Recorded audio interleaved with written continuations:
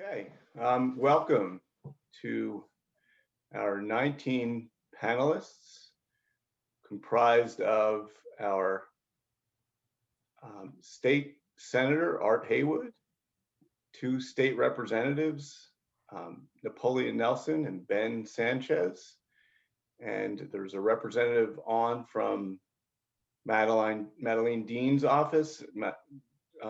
Congresswoman Dean is joining us shortly. And the panelists include members of the school boards of Cheltenham and Abington. And we have the superintendents from both Cheltenham and Abington school districts. We owe tonight to Julie Haywood, former president of the Cheltenham School Board of Directors, who conceived this town hall and did the legwork necessary to make it happen. We owe special thanks to Bill England for inviting our neighbors in Abington. Thank you for joining us and co-sponsoring this with us. And both Jenkintown and Springfield were invited. Unfortunately, because of scheduling conflicts, neither of those school boards could attend. And with that, I will let the moderators of tonight's program take it away. Thank you all for coming. Thank you very much, Mr. Fishbein. I definitely wanted to make a correction. We do have Dr. Karen Taratuski from Springfield School District. Oh, that's also. I'm sorry, I didn't know that's where you were from. That's okay. That's absolutely fine. Thank you. As you can see, we have a real esteemed panel this evening, and I will briefly introduce each of them before I turn it over to Mr. England to share the agenda for this evening. First, I'm going to start with U.S. Representative Congresswoman Madeleine Dean, who should be joining us shortly. She was born and raised in Glenside and is a graduate of Abington's High School. She started her career in public service as an English professor at LaSalle University before being selected or elected as an Abington Township Commissioner. In 2021, she was elected to the PA House of Representatives. During her 2021, before that, during her 6.5 years in Harrisburg, Madeleine was an outspoken champion of public education, equal rights, and gun violence prevention. Following the Sandy Hook shooting, Representative Dean founded and co-chaired the PA Safe Caucus, a coalition of legislators and advocates dedicated to ending gun violence. In 2018, Madeleine was elected to the U.S. Congress and is the only woman representative for Pennsylvania. She has co-sponsored the Never Again Education Act that gives schools and teachers the resources and training to teach important lessons about the Holocaust and the consequences of intolerance and hate. And she also introduced the World Language Advancement and Readiness Act that authorizes competitive grants to support innovative programs in the world languages for elementary and secondary school students. Next on the panel is State Senator Art Haywood, who I know. He was elected to the State Senate in 2014 after serving as Cheltenham's Township Commissioner for 5 years. His work as commissioner included divesting pension money from gun manufacturers, starting the Sustainable Cheltenham initiatives, and creating a non-discrimination ordinance for sexual orientation and gender identity. As a state senator, Hart has passed requirements for lead testing of water in PA schools and successfully championed legislation to relocate domestic violence victims in public housing.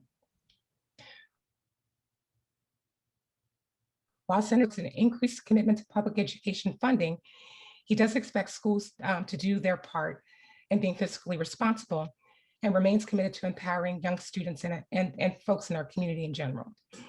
For the past several years, he has run summer reading camps, serving over 1,000 elementary school children to reduce summer reading loss. He is the Democratic chair of the Health and Human Services Committee and serves as well on the Appropriations Committee, and has sponsored legislation to reduce poverty and amend the Crime Victims Act. Senator Haywood is the author of Campaigns for Compassion, a story of community change. And in February, he was appointed to Governor Wolf's COVID-19 Vaccine Task Force to improve vaccine distribution in Pennsylvania. Next is State Representative Napoleon Nelson, who is from Cheltenham and is a former member of the Cheltenham School Board, where he chaired the Finance and Personnel Committees and was the board president during his tenure. After leaving the board, he also served as Cheltenham's finance officer and was elected to the PA State House of Representatives in November 2020. His advocacy and commitment to public education has not wavered as a member of the PA Committee on Children and Youth and the Education Committee in the PA House Legislature. In January of this year, Representative Nelson introduced legislation to establish career pathways for underrepresented professions and a cyber charter school funding reform legislation as well. Representative Nelson remains committed to the Cheltenham School District and our students, recently engaging 12th grade students that are involved in our project-based learning class to discuss prison oversight and the legislative process in general. Next, I'd like to welcome State Representative Ben Sanchez. Representative Sanchez represents the 153rd Legislative District in Montgomery County. That includes Abington and Jenkintown, and he was elected to that position in November 2018. His legislative priorities include common sense gun safety, supporting public education, protecting the environment, and expanding access to healthcare for all Pennsylvanians. Like U.S. Representative Madeleine Dean, State Senate Representative Sanchez is also a graduate of Abington High School. Prior to being elected to the PA legislature, Representative Sanchez was a certified public accountant, an adjunct professor of law at Drexel University, and also served as an Abington Township Commissioner. That seems to be a little bit of a pattern here. State Representative Sanchez is a member of the Autism and Intellectual Disabilities Caucus, the Climate Caucus, the PA Safe Caucus started by U.S. Representative Dean, and the LGBTQ Equity Caucus. Among other bills introduced by Representative Sanchez, in 2020, he introduced an autism spectrum disorder definition bill. And next on the panel is Dr. Wagner Marseille, who everyone, at least from Cheltenham, knows, and probably everyone on this call knows. He's currently our superintendent in Cheltenham. His professional experience includes roles as a classroom teacher, assistant principal, director of secondary education, assistant superintendent, acting superintendent of schools, and presently superintendent in Cheltenham School District. As a lifelong educator, Dr. Marseille believes in the foundational power of strong teacher-student relationships and excellent curriculum and instruction.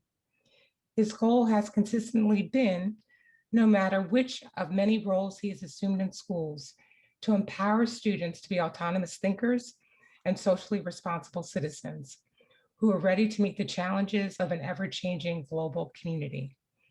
Dr. Marseille resides in Cheltenham Township with his wife and daughter, who also attends the Cheltenham School District schools.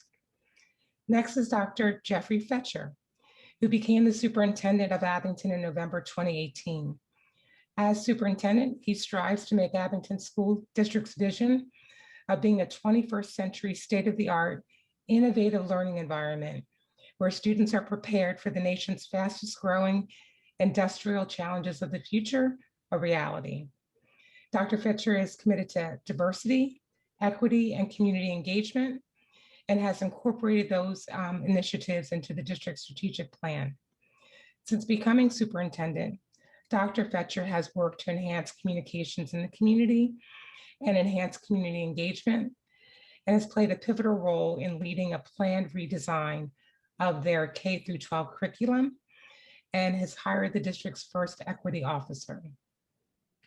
Joining Dr. Fecher this evening is Board President Shameeka Browne, who has been the board president for the last few years. Ms. Browne was just recently elected a couple of years ago to the Abington School Board, and she's also a teacher in a neighboring school district. And as a parent, teacher, and board member, she sees firsthand the importance of a quality education for all students. And joining Dr. Marseille, as you heard earlier, is Mr. Joel Fishbein, who's our board president in Cheltenham. Mr. Fishbein is a practicing attorney and serves as the co-chair of the Financial Affairs Committee, the Communications Committee, and is a key board member of our negotiations team. And last but not least is Dr. Karen Taratuski. I'm hoping I'm pronouncing your name correctly. And she's also joining us from Springfield Township, and she's Springfield Township's school board president. She's a licensed psychologist, and she has a special interest in supporting the socially emotional development and mental health of all children. That rounds out the panel this evening, and so welcome everyone. As you can tell, it's a real esteemed panel. I can't wait to get the town hall started, and I'll turn it over to my board colleague, Bill England. Thank you, Ms. Haywood. Good evening. Good evening to our representatives from Harrisburg and Washington, D.C., and to all the school board members who have joined us, as well as to the community members. I want to go briefly through the agenda. We will hear next the district educational priorities, concerns, and points of pride. We will be hearing from Dr. Wagner Marseille, talking about Cheltenham. We will hear from Dr. Jeffrey Fecher and Shameeka Browne, talking about Abington School District. We will next have moderated questions that we have generated and provided in advance, led by Ms. Haywood and myself. Following that will be an opportunity for persons in the community to raise your hand and to ask a question. We will be very clear when that point arrives so that you can raise your hand. We will go by who raised their hand first, and you'll have an opportunity. Once you are called, we will unmute you and you can ask your question. We will then end the evening with our elected officials providing closing remarks. Thank you all for being here this evening. Thank you, Mr. England. I'm going to turn it over to Dr. Marseille. Thank you, Mrs. Haywood, and thank you, Mr. England. Welcome, everyone. I'm really excited about the opportunity to have this evening, especially for our community members, to engage in deep, meaningful dialogue with our legislators on obviously significant challenges and opportunities that are impacting our community, and more specifically around public education. So there are really two quotes that define the Cheltenham experience for me. The first is from Shirley Chisholm that says, "I don't measure America by its achievement, by its potential." The second is from my favorite author, James Baldwin, when he says that not everything that is faced can be changed, but nothing can be changed until it is faced. I don't have a lot of time, but I'll be as brief as I possibly can. All of us on this call are keenly aware of the challenges and opportunities facing this community in the Commonwealth. My colleague and friend, Dr. Fecher, Superintendent of Abington, will speak next, is facing the same challenges and opportunities. The only difference is being the degree in which we are facing those. 4 of those significant challenges we will have the opportunity to speak to tonight. So I want to first say that Cheltenham is unapologetic in its commitment to eradicating systemic and racialized barriers that continue to impede the success of our historically marginalized students, especially those of color. It's evident in our 5-year strategic plan, which is a focus on equity, our cultural proficiency action plans across the district and in buildings, our commitment to professional development on equity and anti-racism, the implementation of positive behavior intervention systems, policy revisions, an adoption of an equity policy, a 5-year cultural proficiency anti-racism action plan, and then redesigning, rethinking the way in which we present curriculum that shares a story from the lens of the colonized versus the colonizer. So there are really 2 programs that we're extremely proud of, and couldn't mention all of them because I only have 2.5 minutes. One of them is our cultural proficiency equity student ambassadors, and the other is our Black male educator teacher pipeline. So in February of 2012, in 2020, we officially launched the Montgomery County Cultural Proficiency Equity Student Ambassadors. This initiative began with Cheltenham, Upper Dublin, Norristown, and North Penn school districts, with 4 more districts who will be joining us soon, including Abington School District. The program's overarching goal is to develop our student ambassadors to have a comprehensive skill set, to become resilient social workers, or social justice advocates, I should say.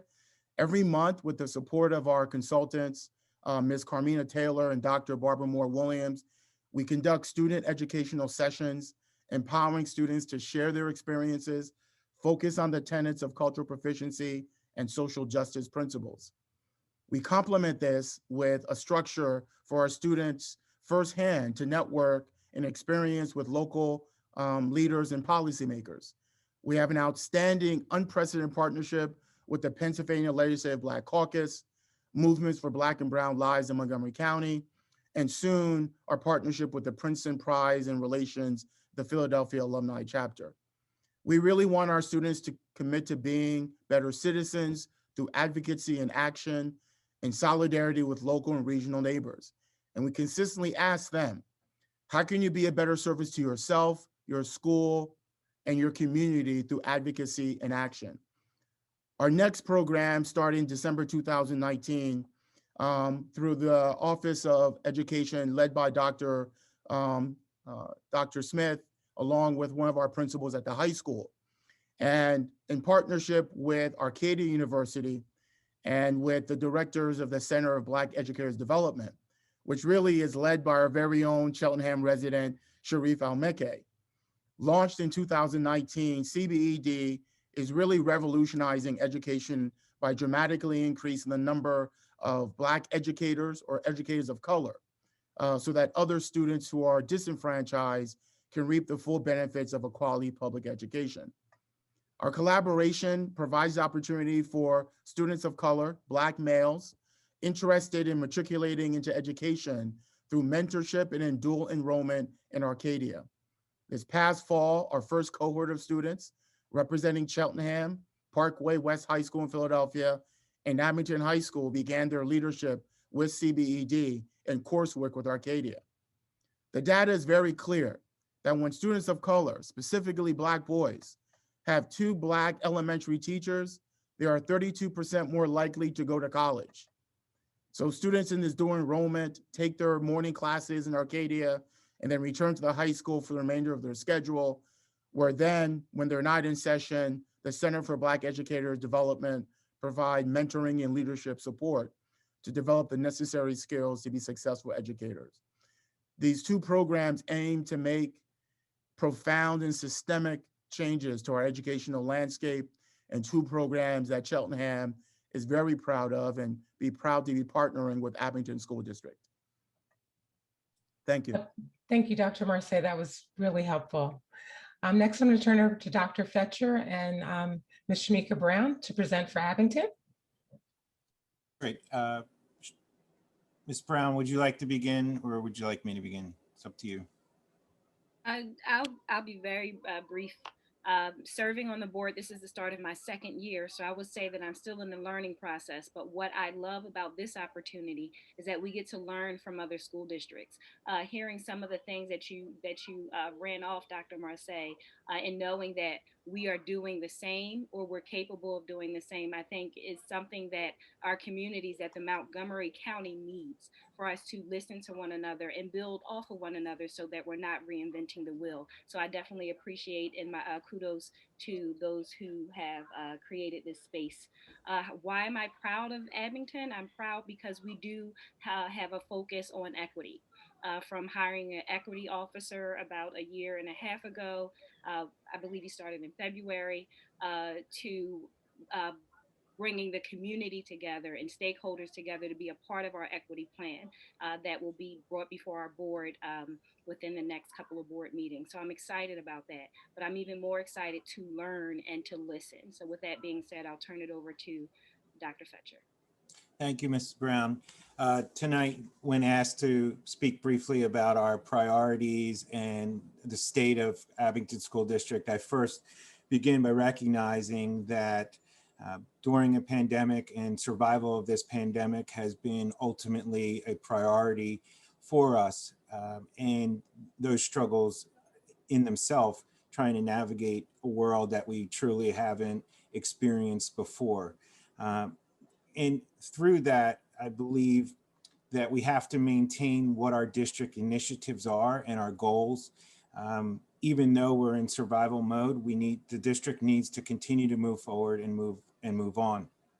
And in some areas where we truly have continued our work, essentially our equity initiative, as you heard many things this evening already about our equity initiative, so I will keep it brief. But beginning in 2005, with the Opportunities to Learn initiative and detracking in Abington schools, this has been part of our mission and vision for a very long time. However, it is very clear that the work in equity is there's a lot more to go and a lot more for us to do. And part of the ability to hire an equity officer in the district and to form a committee on equitable practices has truly continued that mission to make us better and to find out where there are areas that are still in need. It is one of our major points of pride, but it is also one of our major concerns. So it fills both of those categories. The other area that we have forced to move ahead is our digital transformation plan. Through this pandemic, we began, and I was reflecting today that approximately a year ago, we had schools closed down and we didn't have a one-to-one initiative for our students in place. And within this 1 year, we have had to advance not only the technology, but ensure connectivity for our students in their homes, and also introduce new technologies like live streaming from our classrooms. This truly has been something that we had to move ahead and continue. So as we are now in our current educational model, we are at a one-to-one initiative in our district, and our digital transformation plan has been condensed from a 5-year plan to a 1-year plan. So I'm very proud of the work that has been done there. And I believe that it has enabled us as a district to explore many different teaching options and ways of delivery of material and ways for students to learn. So that has been both something that was a concern in the beginning, but also a point of pride at this moment. The final major area of work in Abington School District is our reconfigured grade spans. As you heard earlier, we are looking at a K-12 reconfigured structure, with our elementary schools being K-5, our middle school being 6 through 8, and then our high school for the first time ever being a 9 through 12 high school. This challenge has been an ongoing process, but it is not only just in the area of our physical plant in our addition to our high school and construction that is going on, but also looking at our curriculum and looking at our K-12 curriculum and how that curriculum would develop for our students over time. So these are, to keep it as brief as possible, and it's very difficult for me to speak under 5 minutes. So I would say that those are our 3 major areas that we are continuing to work on, especially even during this difficult time. And I'd just like to thank the partnership here. Dr. Marseille and I worked together a lot throughout this pandemic and through many other initiatives as well. And so I'm glad that the boards could come together as well. So thank you very much. Thank you very much, Dr. Fecher and Ms. Browne, for that presentation from Abington. And I know we want to get to the questions for our elected officials that are on the call, but I want to give a couple of minutes to Dr. Mary Jo. I'm sorry, hold on one second. Dr. Mary Jo Yannico. Yeah, thank you. She, who's the superintendent from Springfield. And I'd like to give her just a minute at least to present at least some points of pride for Springfield for everyone to hear on the call. So Dr. Yannico.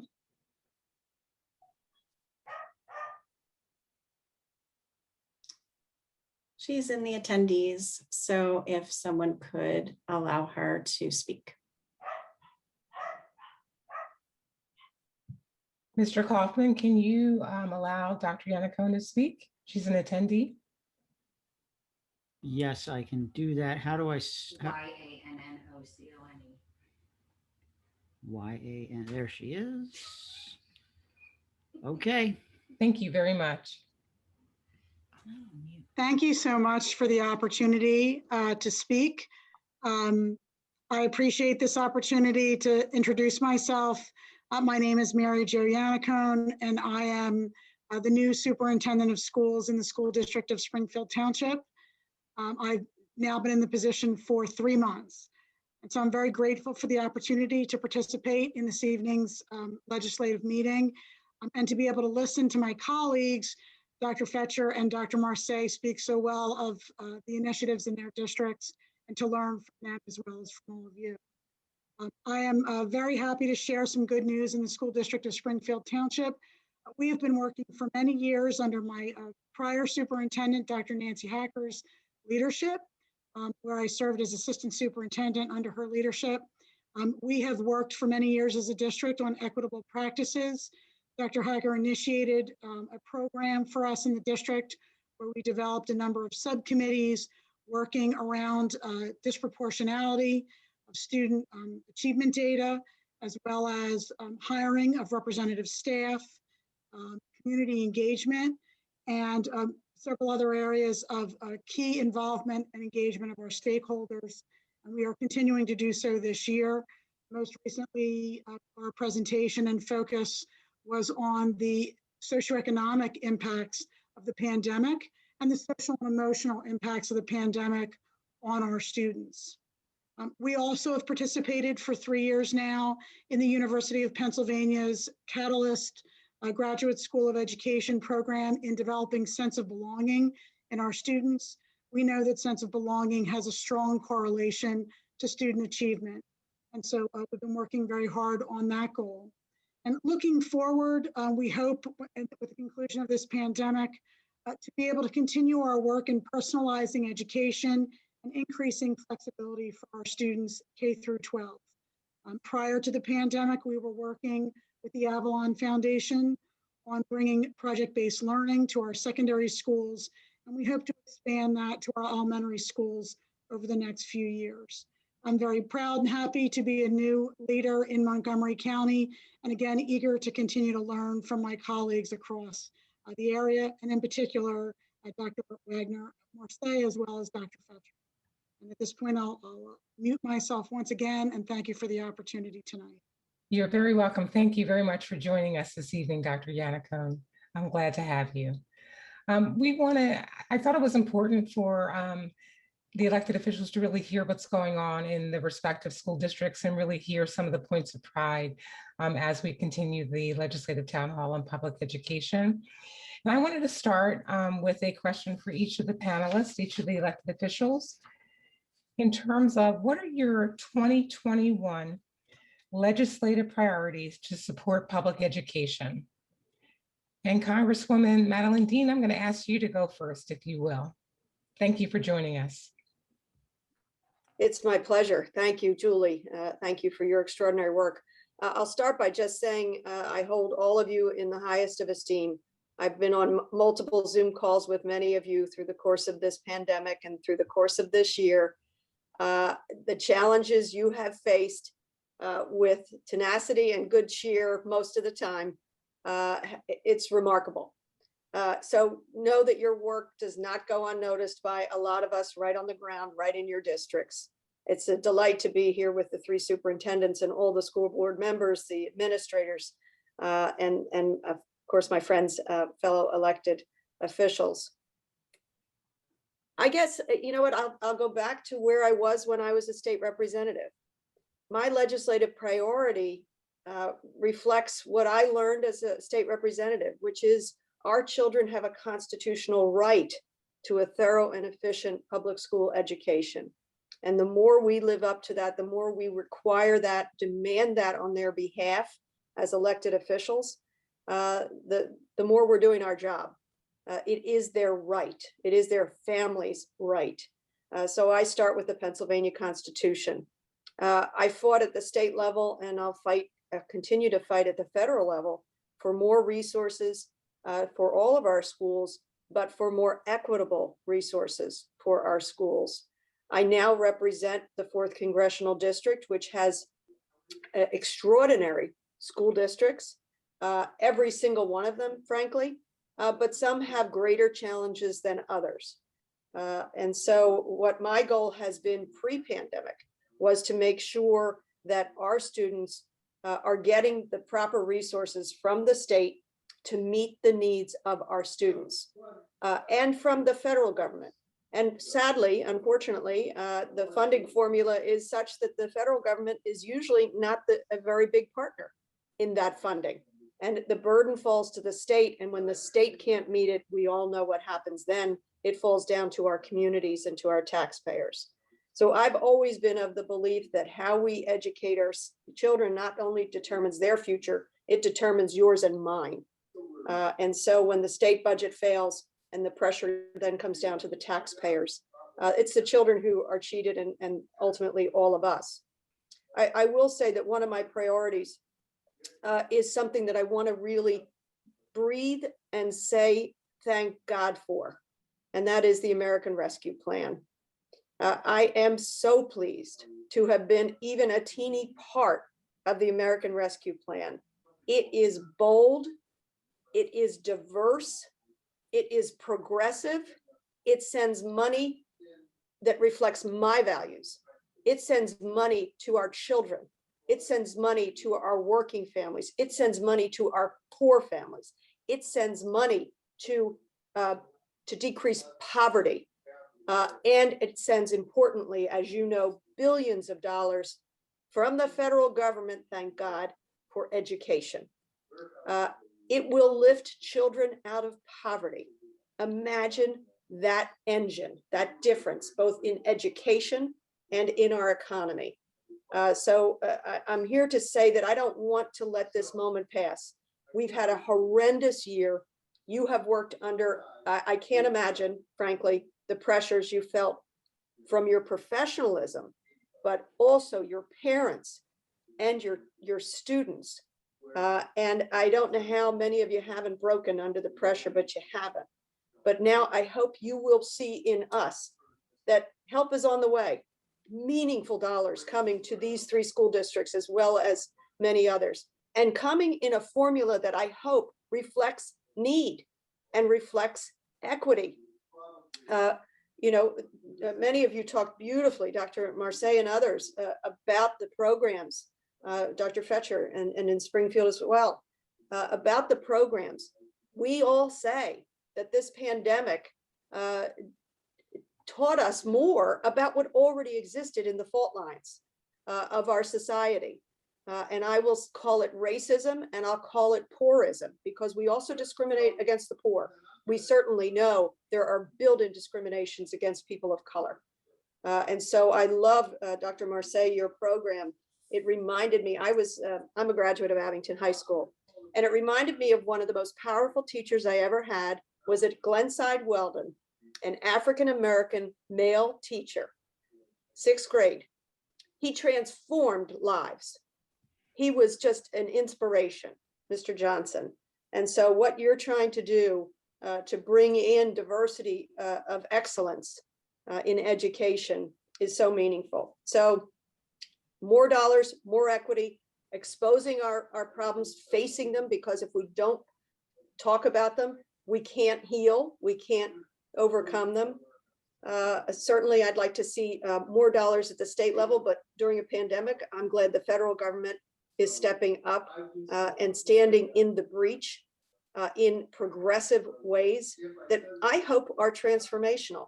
And I'll stop there, but obviously I'd like to talk more about cyber charter reforms in terms of funding and formulas. I better stop there. I'm sorry I've taken that much time. Sorry. We'll get to that. No, thank you very much. We'll get to the charter and charter school reform question in a minute. So hold your thought right there.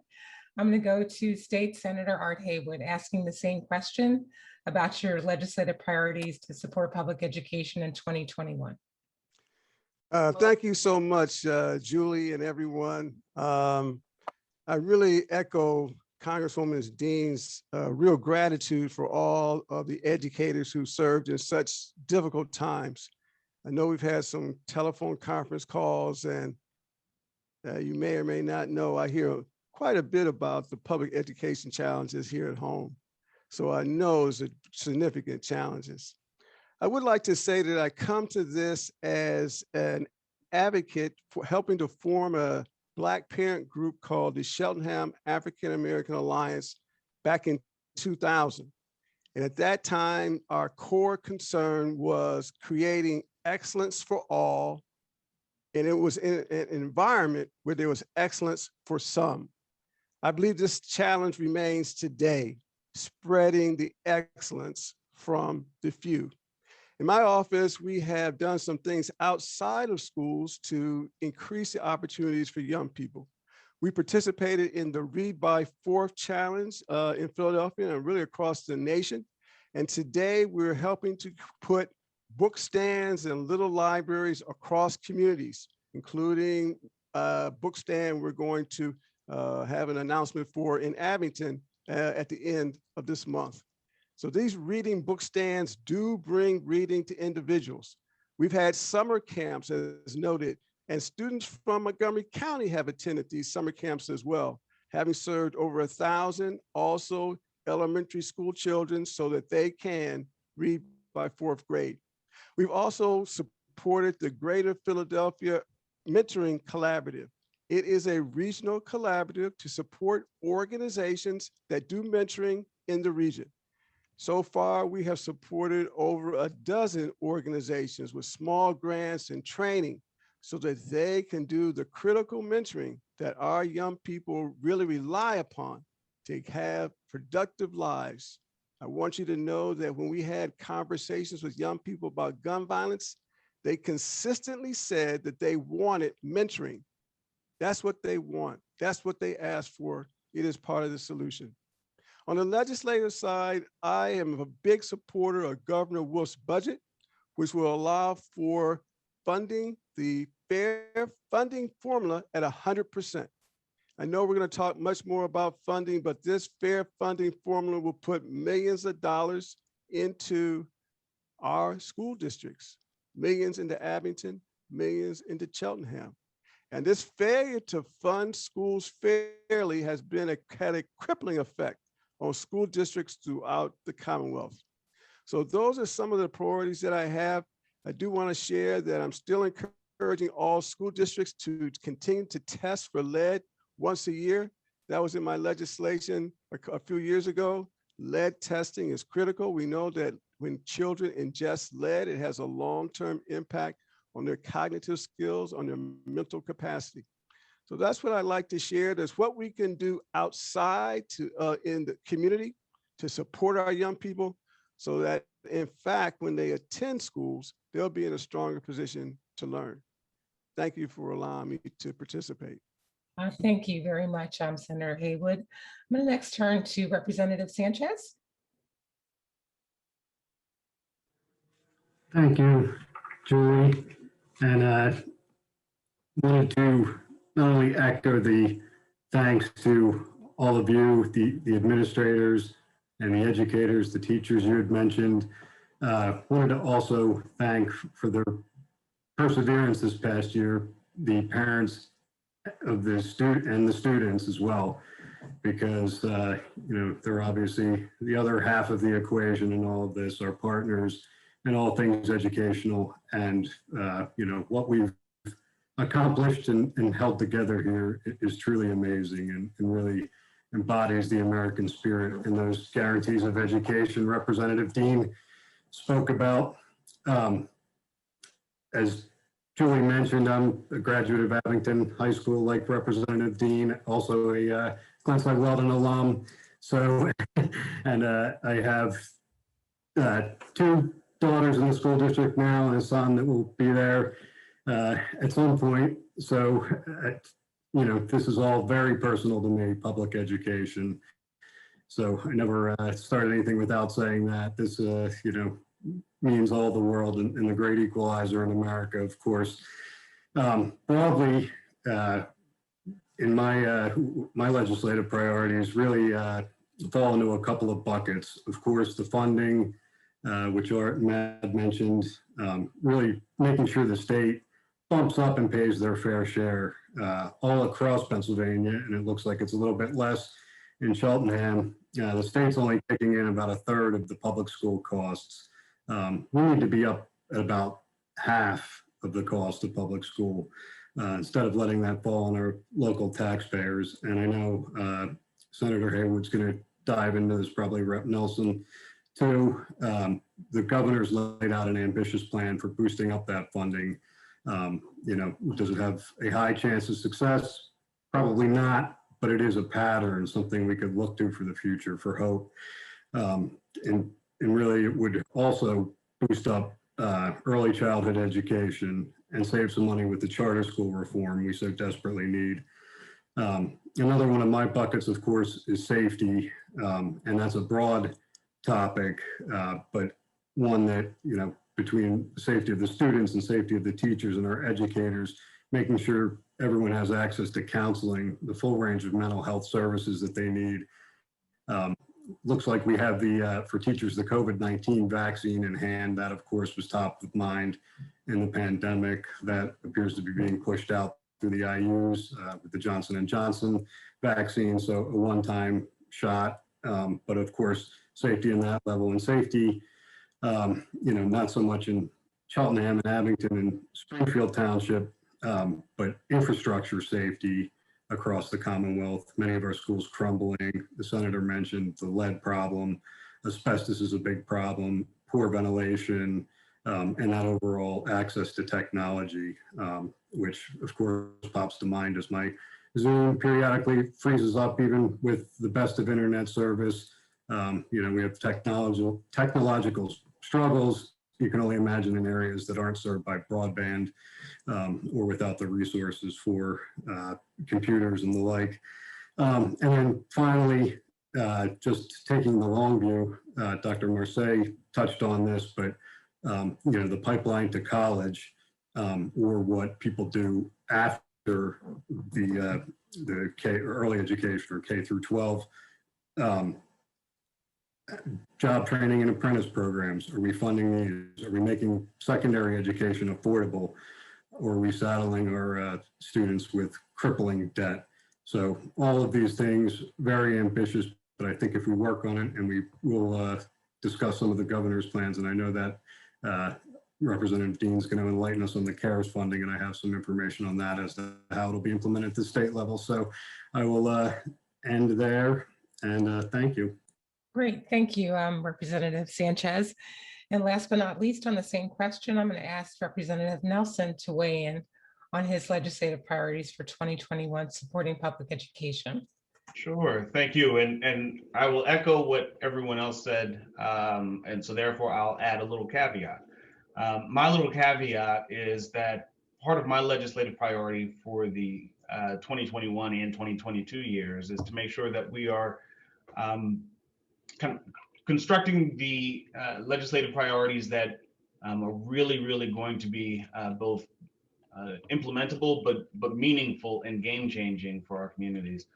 And I say it in that way only because, as Rep. Sanchez kind of mentioned, we don't really have the numbers. The ideas that I have, the ideas that I came to Harrisburg with from our community, having served on the school board, serving as a trustee for our community college, serving for fighting against kind of just the abuse of charter and cyber charter tuitions. We don't yet have the numbers in Harrisburg, and I'm not making this a political conversation, but what I am saying is that when we do have the numbers, as you see in Washington, as Congresswoman Dean can talk about, when you have the numbers and can pass the bills, it doesn't mean that it comes easy, right? So still actually getting that work over the finish line takes some time.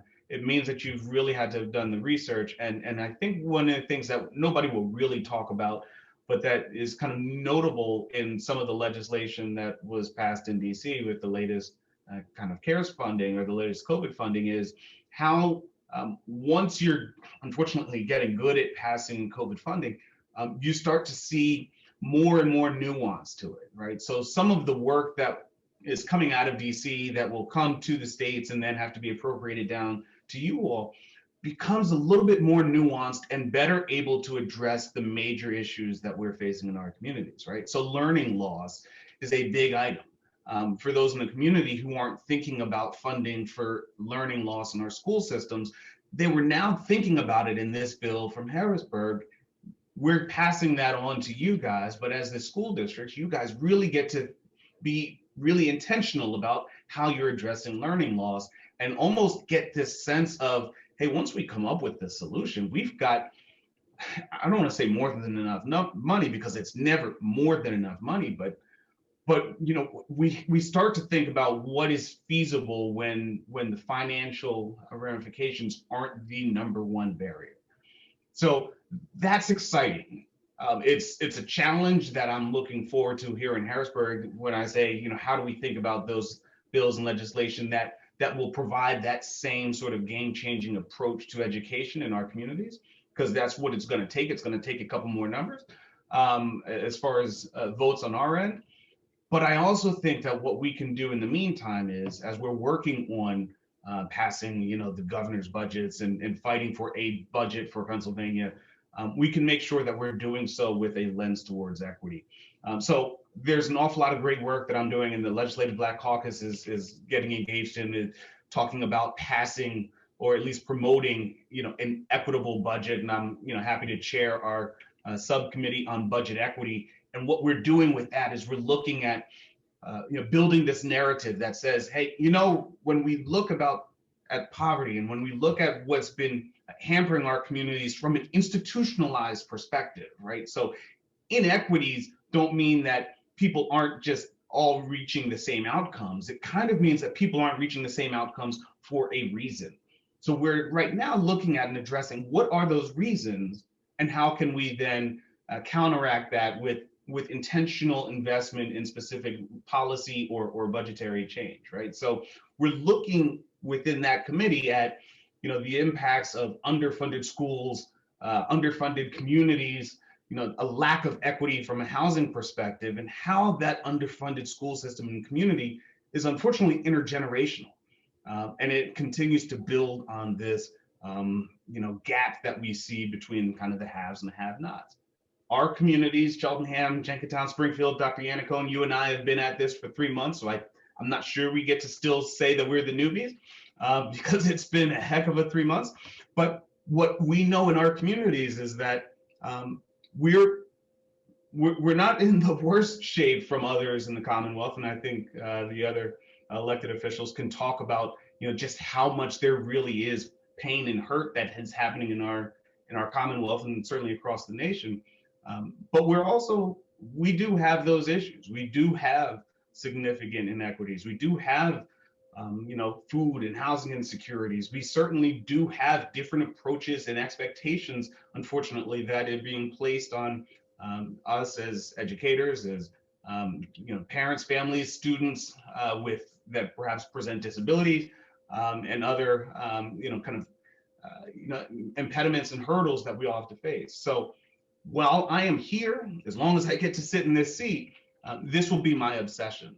And you guys will be my obsession. And finally, I think the last thing that we're going to try and continue to focus on that probably does have a little bit more runway in the next 2 years are trying to find some of those kind of common sense financial solutions that can help not only provide some level of local funding in our school districts, but also help our seniors who are also providing those kind of impediments and barriers to really thinking about property taxes the way we need to. So there are some other financial implications that come with our jobs and how you all as local electeds, school board members and local leaders on the school districts are able to build the school system that you need. So I probably won't get too far into that, but that's another one of those major legislative priorities for me for this session. Thank you, Representative Nelson. I'm going to turn the next question over to my colleague, Bill England, to ask, because we keep on talking about funding. And one of the issues that has plagued all of our school districts is charter school costs. So Mr. England, I'm going to ask you to ask the next question. And every elected official doesn't have to answer this question. Just whoever feels really pressed to answer it would be great. Thank you, Ms. Haywood. And before I ask this question, I just want to say quickly to the attendees that if we have time permitting, at the end of this discussion, we will be taking questions. And I would ask you to go to your name and rename yourself on your screen, including where you live from. For instance, I would be Bill England, Elkins Park, so we know who we're calling on. Now, the second question is charter and cyber charter reform. This is a massive issue for the school districts in Pennsylvania, particularly over the past year. And this is the question: what is your position on the need for charter and cyber charter school reform? Please describe specific measures you plan to take in 2021 to reform oversight and accountability of charter and cyber charter schools. As Ms. Haywood said, I will just, whoever would like to respond to that, please, looks like Senator Haywood, perhaps. Thank you so much. Glad to jump in. You saw me go off of silent. So Pennsylvania, thanks so much. Pennsylvania, as you may or may not know, has a reputation around the United States for having the worst or one of the worst charter school laws in the nation. And we see the impact of that not only on school districts, but actually on charter schools as well. My core position in terms of charter schools has been and continues to be that the Commonwealth, that is the state, should pay the full cost of charters. The state wanted to have charters, the state wanted to have this experimentation. The state should pay the cost of the initiative. That's our core challenge here in large part. The cost of this charter activity is not being borne by the state, but by the school district. That's core to our challenge. Having said that, Governor Wolf has proposed a number of charter school changes, which are, I think, a significant step in the right direction. One of those changes is to create, let me first talk about the cyber charters, where the most abuse has occurred, as has been said, because the cyber charters have enrolled a bunch of kids when the brick and mortar schools closed due to the pandemic. Governor Wolf has proposed that there be a state rate, one regular student state rate of $9,500. This would be a rate that would apply for every regular ed charter student across the state, a flat rate. That's possible because there's no brick and mortar differences between the schools. That seems to be the right direction to go in. Second, the governor has proposed some changes so that the special education dollar amount that goes to charter schools is based upon the special ed formula that go to the regular education schools. This is also, in my opinion, the right direction to go. Third, Governor Wolf has proposed new audit and ethics requirements for the charters. Also, in my opinion, the right direction in which to go. So those are the changes that I would support going in those directions. Thank you. Thank you, Senator Haywood. I would now call on Representative Dean, please. I'll be brief because I know it's not really within my control, but it is within my area of interest. This is more obviously within the state control. I'll echo everything Senator Haywood just said. The most important thing is to remember what was the purpose of charter schools. They were to be incubators and come up with the best practices and innovative practices. They were not to be siphons for public dollars for education.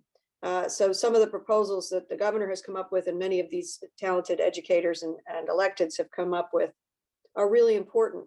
And I think what it all has to go back to are some of the things we care about, whether the issue is charter school reform, cyber charter reform, or any other issue, is accountability and transparency. I think that's what we have to see. making sure that we see what kind of an education students are getting. The flat rate per student makes a lot of sense to me. Instead of playing the game of how can I categorize the student for dollars, monetizing students and siphoning money away from the brick and mortars. So equity of funding, equity of the funding formula, and transparency and accountability is, I think, the way we have to demand of the system. And I realize that it's not really in my bailiwick right now. Thank you, Congresswoman.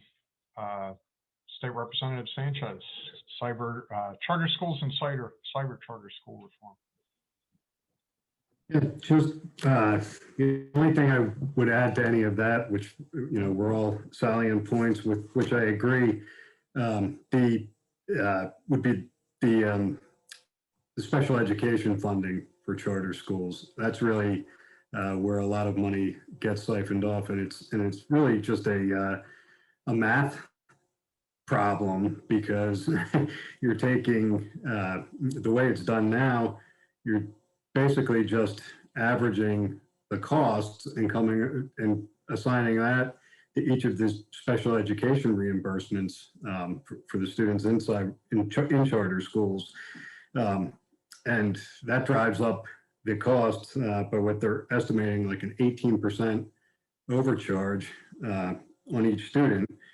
And it's really, if you just did the weighted average, you'd be more accurately reflecting the accounting of educating those students, and moreover, probably making sure they get to the facility best suited for them, because there'd be the actual matching concept in the accounting. So just wanted to add in that one portion. Of course, I agree with all that, and would love the ambitious governor budget plan to come up with a uniform rate for the non-special ed students. That I'm not sure if the senator mentioned it, he may have, and I apologize if he did, but that alone projected to save $229 million in the budget. So really good stuff. Thank you, Representative Sanchez. And Representative Nelson, did you want to respond to this? I mean, I think the only thing I'd add, and I was trying to not say anything because you said we didn't all have to, was that some of the work is going to come back to you guys. So I think part of the long-term solutions to this is to make sure that as districts, as we build out our in-house cyber capacity, that's going to be another crucial step in a lot of the proposed and likely legislation around cyber charter. Funding is going to be, you don't have to pay X if you have your own offering here, right? And so whether it's through the district or through IUs, continue to make sure that that we're all investing in what sort of virtual and kind of asynchronous and synchronous blended learning models make sense for districts and for the families that we have that are kind of counting on them. Most are really, really looking forward to getting back in the buildings if they're not already. But some folks are really taking to this, and it wasn't unanticipated, but now the challenge is on us. And it's, again, part of the benefit of having the funds that are coming from Washington. The challenge is now on us to make sure that we embrace that and provide an opportunity that then isn't needed to be met with cyber charter funding. So. Thank you, Representative Nelson. And now I'll hand it back to Ms. Haywood with a question about funding. Thank you. It seems to be a general theme in terms of funding and the concern about funding, the lack of funding. And Congresswoman Dean recognized that from the federal level, previously before the American Rescue Act was passed, that there really was a decline in funding for public education at the federal level, and a leveling out at the state level of funding public education. So this question is, from your perspective, any one of the elected officials' perspective, is there any relief for more appropriately and adequately funding public education? And if you could share any information that you have to confirm monies that would come to Cheltenham, Abington, Jenkintown, and Springfield under the American Rescue Act as it relates to public education. and if these are one-time allotments, and if they are prescribed in any way.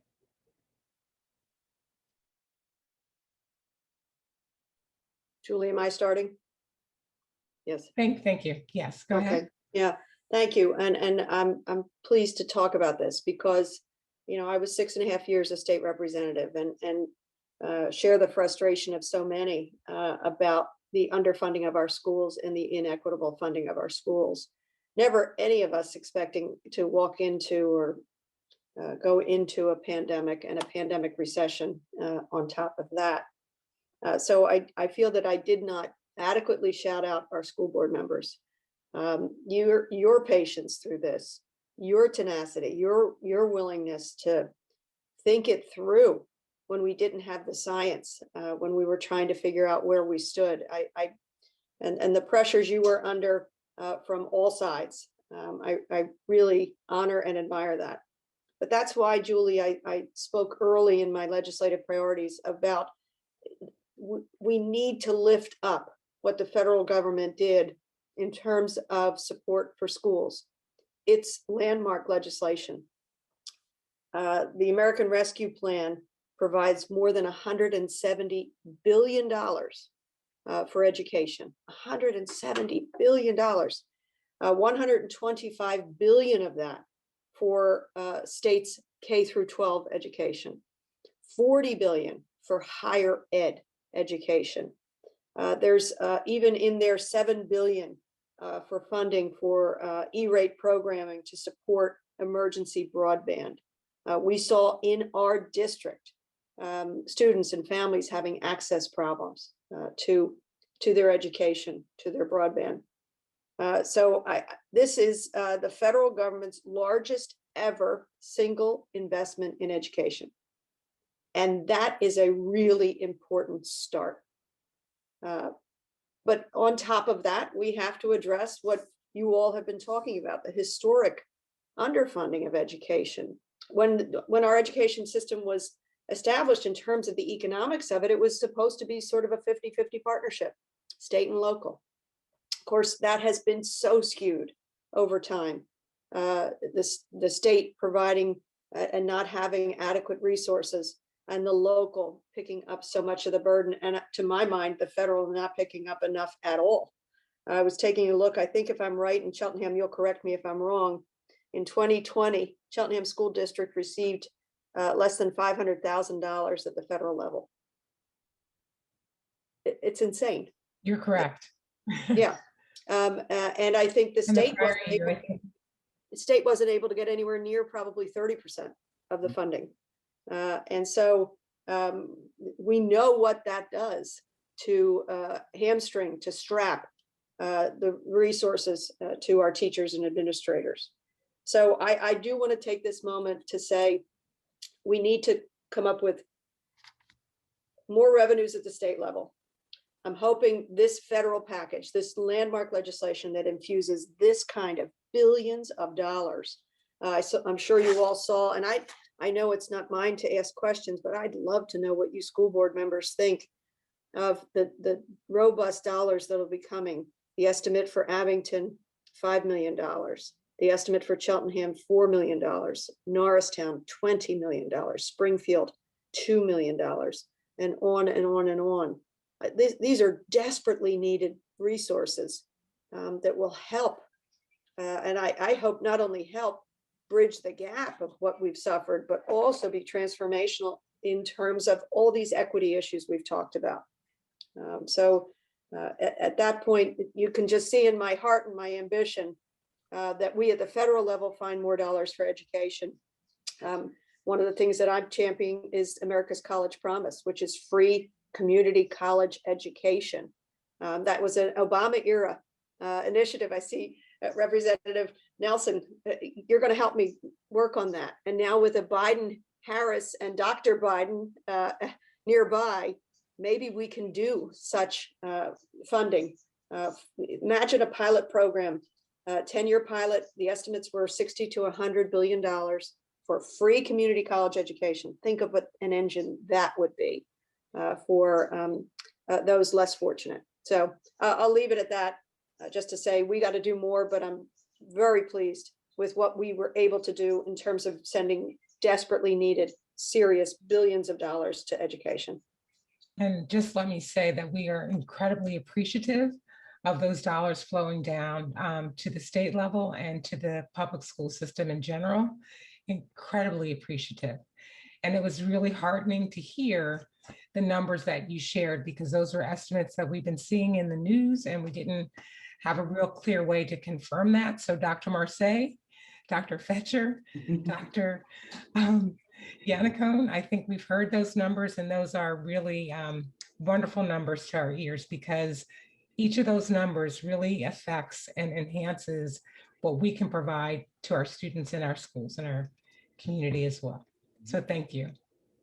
And if I can jump in, so I'm raising my hands because, you know, so we talk about this share between the state and local to fund, you know, our K-12 schools. There was anticipated to be a similar, you know, 1/3, 1/3, 1/3 share between the student, the county, and the state to fund our community colleges.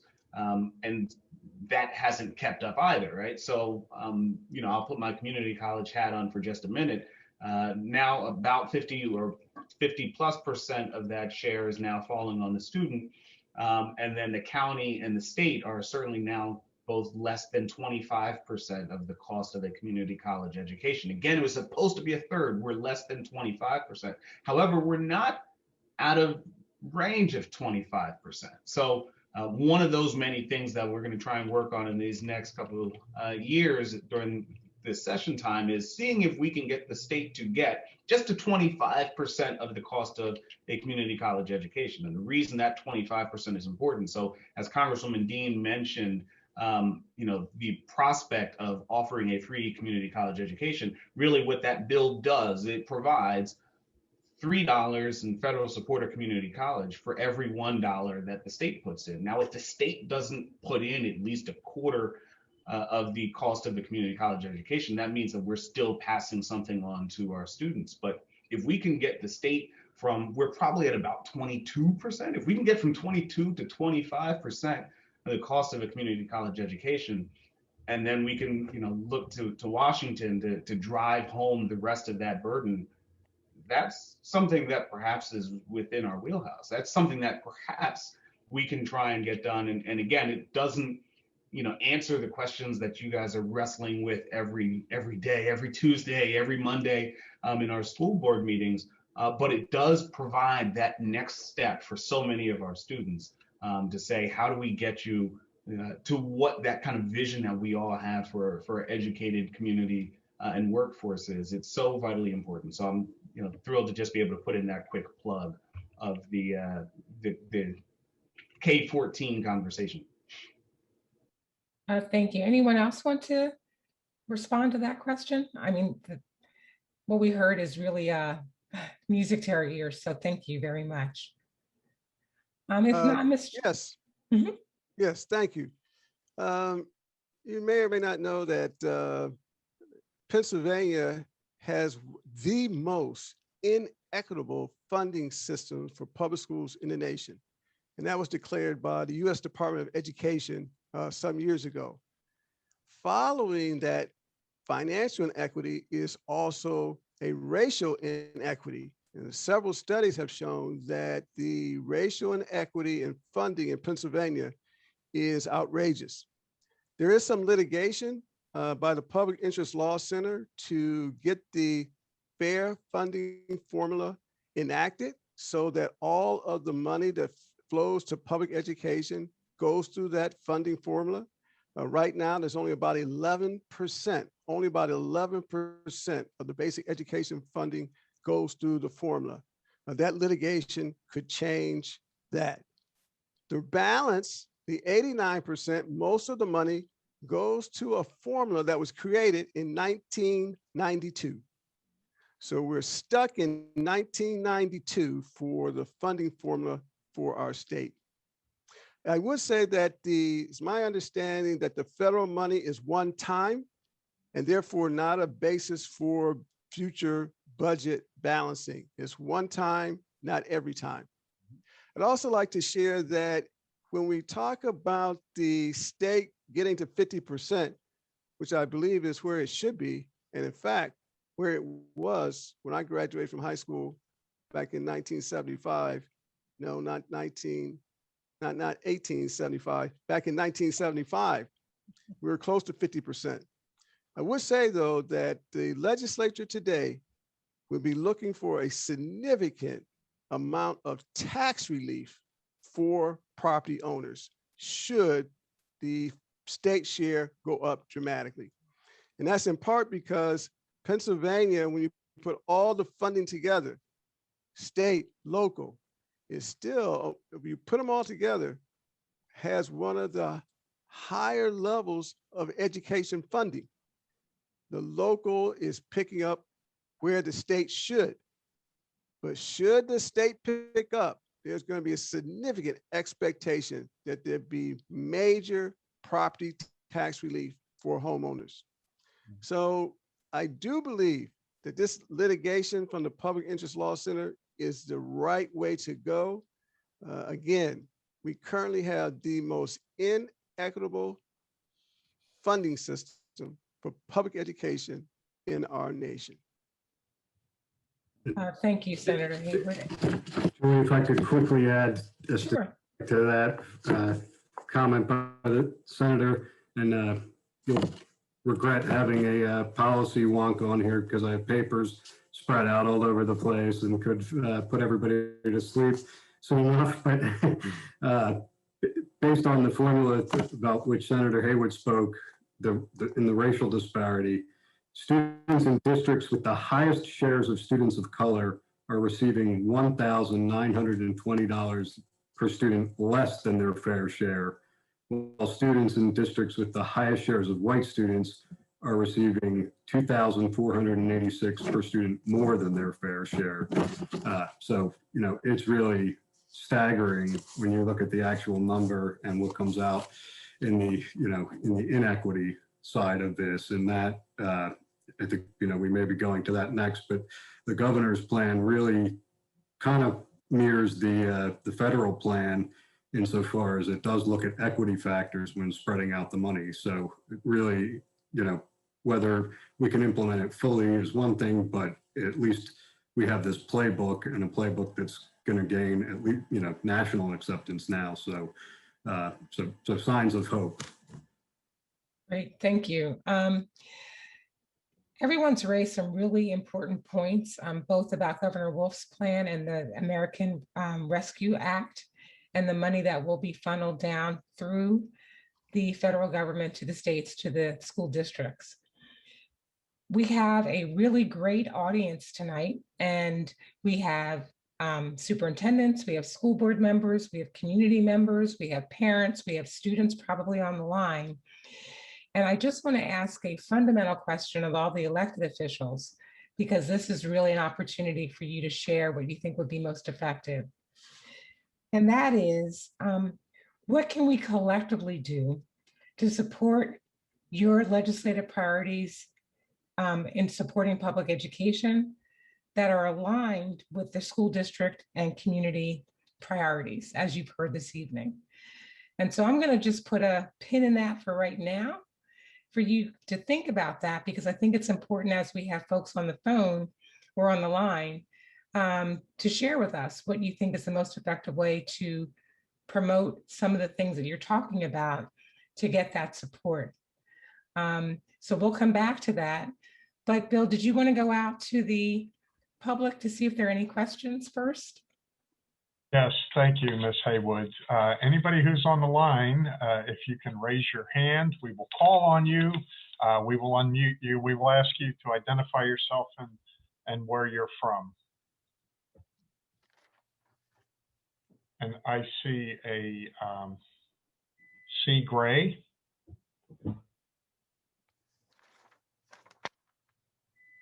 Good evening. Did you have a question, Ms. Gray?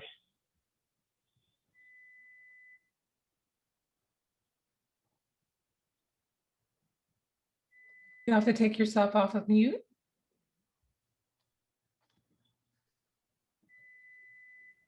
Okay. we can come back. Let's move on to Mr. Noah Goschel. Please take yourself off mute. Introduce yourself and where you're from. Thank you. I appreciate it. My name is Noah Goschel. I am a senior at Cheltenham High School, and I actually have 3 different questions, but I know we don't have time for that. So, Mr. England, can you give me a number between 1 and 3? 2. All right. So this is for Congresswoman Dean. So you talked about funding the Pennsylvania school system differently, which is something that I'm a huge proponent for. Would that also extend to other states? And would you even take a model such as the Vermont model? I believe that is the correct one, where it's not where school systems are not funded by by property taxes, but rather by other means. Hi, Noah. Thank you. And you're a senior. Congratulations. You're on your way. I'm eager to Thank hear you. where you're going next and what you might want to do next. And thank you for that question. And I do know from my work at the state level and as a parent and now at the federal level that states have the right to identify their school systems and how they're going to fund them. But you're absolutely right. There's something outdated by a couple of centuries about how we fund schools. Much of this was based on land and land ownership in a very distant time. And we have seen the collapse of this when Cheltenham School District is getting 20 to 25% state funding, when it was anticipated that it would be 50%, we have to think of some other way of doing it. I have to take a look at the Vermont model. I will not claim to know the Vermont model, but I do know that we have to make sure, number one, that we bring in the right resources. And Pennsylvania has the power to do that. Because how we budget is just a revealing of our priorities. So if we bring in these revenues and we send them elsewhere, not to our schools, because that's not our first priority, that's a revealing of how we want to define ourselves. So I think the resources is there. I think we have to figure out the streams of resources and make it more equitable. I have 2 quick questions for you, Noah. What are you doing next? And give us a primer on the Vermont model. Did I lose him? No, I think he's still. Oh, here we go. Thank you. I'm sorry, it took me off of mute and I couldn't unmute, but I appreciate it. Thank you, Mr. Kaufman. I believe you're in charge of that. So I'm going to American University next year. I'm very excited about it. I want to be in DC, and you know, it's exactly what I want to do. And then to answer your question about the Vermont model, it's pretty much okay. So I'm actually not entirely educated on it. I saw it a few days ago. I was actually in a Harvard policy-thon with a few of my peers, and we got a bunch of feedback, including looking at this Vermont model because we came up with a plan that the expertly named BEEF, and it pretty much focused on better equity and equitable funding. And what this plan did was borderline. Instead of making it so that property taxes would go to state funding, it would be entirely the state would give a certain amount based on the student body. And that's pretty much what the Vermont plan does, is it gives it based off of the student body, and it is entirely funded by the state itself. And the property taxes, instead of just going to the state, instead of just going to the education system in their area, it would be pooled by the state and it would be reallocated to each school as extra funding. For example, somewhere like Cheltenham, and I'm sorry I'm taking a little while, but if I can just finish real quick. Go ahead, go ahead. Thank My you. husband's Googling the Vermont model as we speak. That's what's going on over here. Okay, well, I appreciate it. So he might know a little better than I do because I'm a little rusty. But so pretty much my understanding of it is that the Vermont model pools together property taxes and then redistributes it, as well as the state carries the majority of the funding to each public school. That was a very concise way of me saying that. They don't use the local match. They don't use the local match according to that. So thank you, Noah. Thank you, PJ. Noah, I don't know if you can see this, but I see a bunch of proud Cheltenham folks on this call.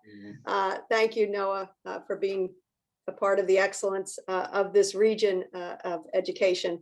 So when you're down at American, congratulations, great school. I had a brother who was educated at American. So please, I hope you'll stop in and see me when the days are safe and you can come on in. Thank you. I appreciate it. And thank you for answering the question. You're welcome. No, thank you for that question. I see Amina's hand is up. Amina, could you just state where you are from in the district? Hi, my name is Amina Filson. I am from North Penn School District, and I'm a senior as well.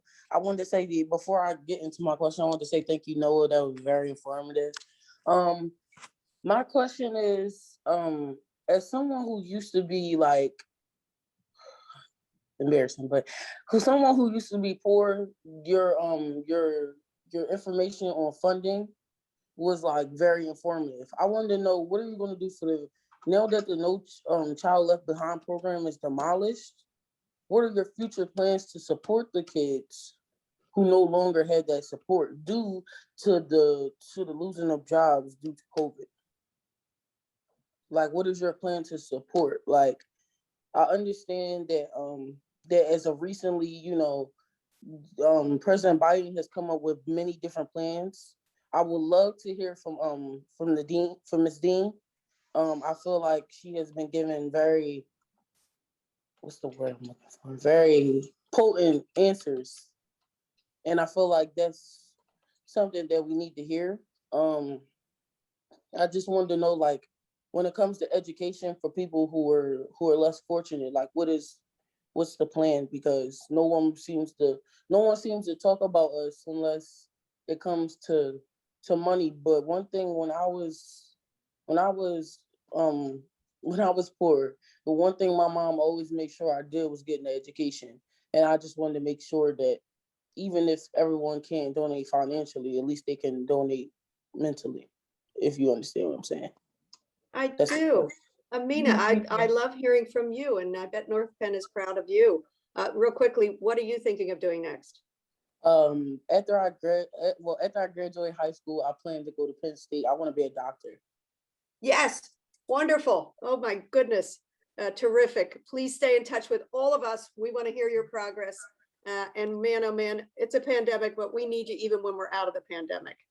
Amina, your questions and your thoughts and likely your life experience is really valuable. And I think to the central part of your question, what we can do is, strangely, education. We can educate our citizens about the inequities of funding. If you're not steeped in it, if you're not an administrator, if you're not a parent worried to death over it, if you're not somebody who courageously becomes a school board member and takes on that responsibility, you might not know why some schools struggle and other schools thrive, and therefore some students struggle and other students thrive. So part of, I'm pretty sure, what Julie was hoping to do tonight is to educate all of us about funding and the importance of funding and the inequities of funding and the inadequacies of it. So that those of us who have elected positions have a chance to change those policies and drive those revenues to be transformative, to help lift children out of poverty. Because we know that if we fail to educate a poor child, we are going to just predict the future for that child, very, very sadly. So Amina, I give you a lot of credit for your smarts and speaking up. And I hope you understand that that's what I'm here to do.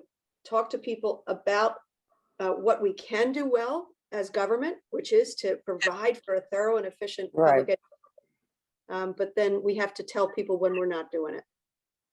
Right. I actually have one more question. I'm sorry. Go ahead, Amina. My main question, and I don't want to make this about race, but my main question is for the legislators of color. I want to know, how are they going to use their influence to show the children that we can be more than a stereotype.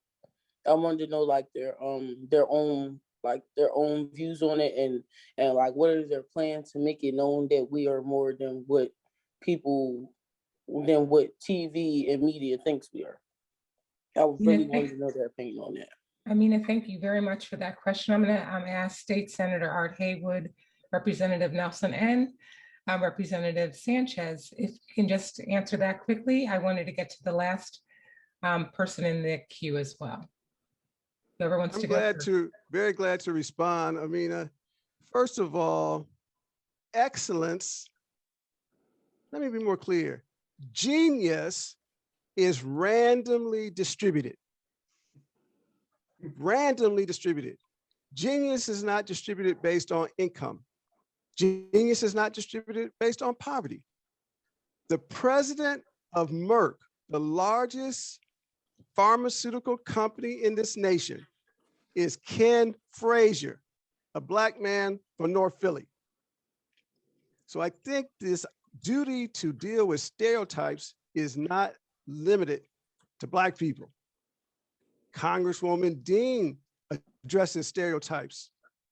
Ben Sanchez addresses stereotypes. So we all have a duty to highlight excellence. What we do in my area, we push read by fourth. So young people know how to read by fourth grade. We push mentoring so young people can see a productive path in their lives. For Black History Month, we featured every day an African-American who made a significant contribution to this nation. But what I want to tell you, Amina, is this. When you raised the question about money, you were right. You can achieve the world without money. I've talked to kids in poverty and kids out of poverty. I have seen excellence in kids in poverty, in communities that are struggling. So I would say to you, build on your strengths and realize if you're looking for a light, look to Kenneth Frazier, look to Madam C.J. Walker, look to Shirley Chisholm. That's where the light is. Thank you. Representative Nelson or Sanchez, if you wanted to take a less than a minute to answer, that would be great. I'll say two things. One, and looking through the attendees, most of them I know already. So, Amina, my cell phone number is 215-962-4050.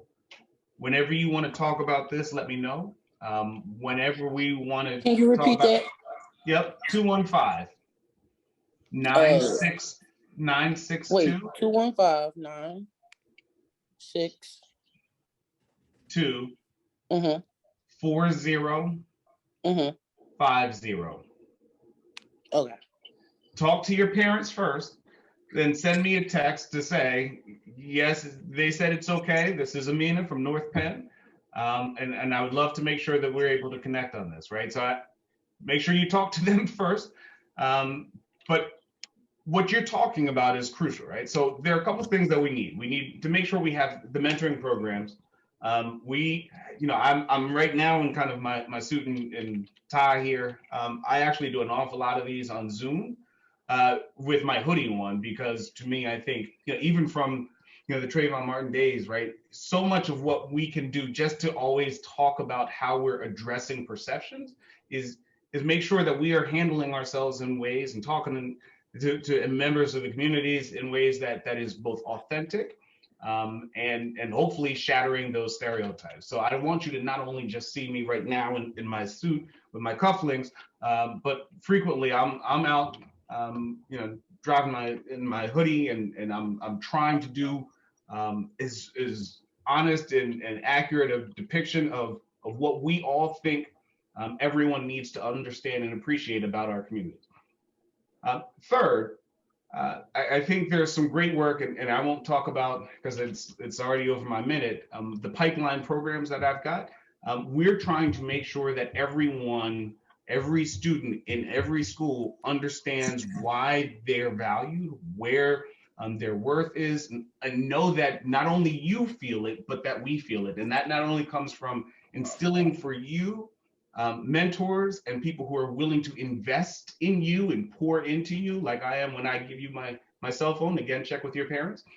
But I also can unfortunately understand the impact of what negative perceptions can do to you. So one of the things that's not as popular that I'm going to try and also make sure we do while we're here in Harrisburg is work on making sure that all of our educators and professionals are held up to an adequate standard, right? So there is some work that we didn't talk about around, educator effectiveness, because it's very, very difficult in this community to survive. In my world as a Black man, it's hard in our schools and in our classrooms to deal with that reality. It's really bad if we have people in those classrooms who also aren't able to see and appreciate and pour into you in that way. So I don't have enough time to get fully into all that I would love to say, but let's talk about it.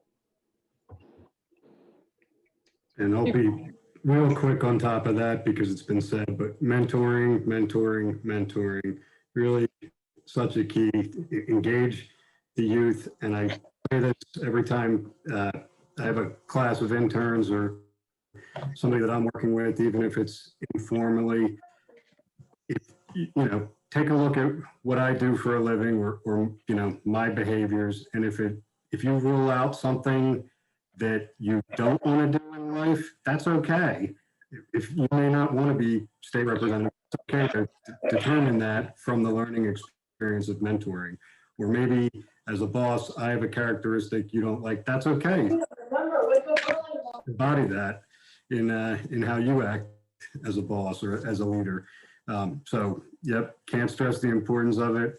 Mentoring is the path, and I thank Art, Senator Haywood, for your efforts and all that, and the other electeds. But I know, Art, you had a particular focus on it as I attended the conference a couple of weeks ago. So let's keep going with that. Thank you, everyone, for those very thoughtful responses. And Amina, thank you very much for that question. That was a really pivotal question. I want to be respectful of everyone's time. We have gone beyond the 8:30 mark. And so I want to ask for those who have their hands up in the attendee list, E. Glazier and Jen Taney, if you would send me, jhaywood@cheltenham.org, your question, and I can forward it on to the elected officials on this call so that they can have an opportunity to answer your questions. But I wanted to thank everyone this evening. This has been our first inaugural town hall on public education. I've learned a lot. I think we've all learned a lot.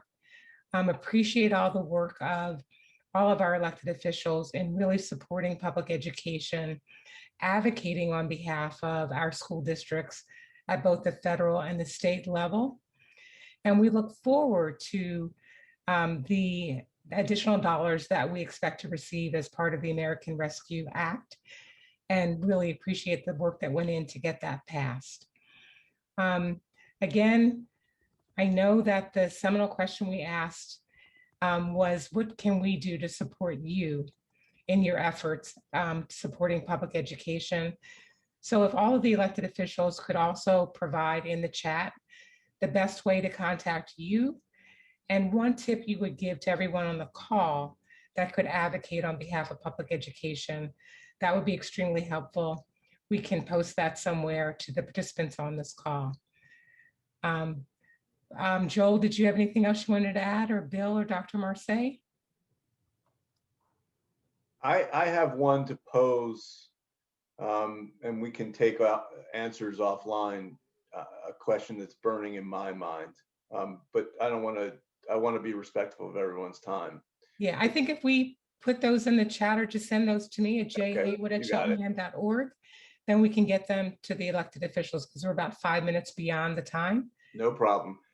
Thank you for your excellent hosting, along with Bill England, of this really substantive, meaningful conversation. Thank you very much to the representatives who shared such great insights and important information. Thank you. Thank you all.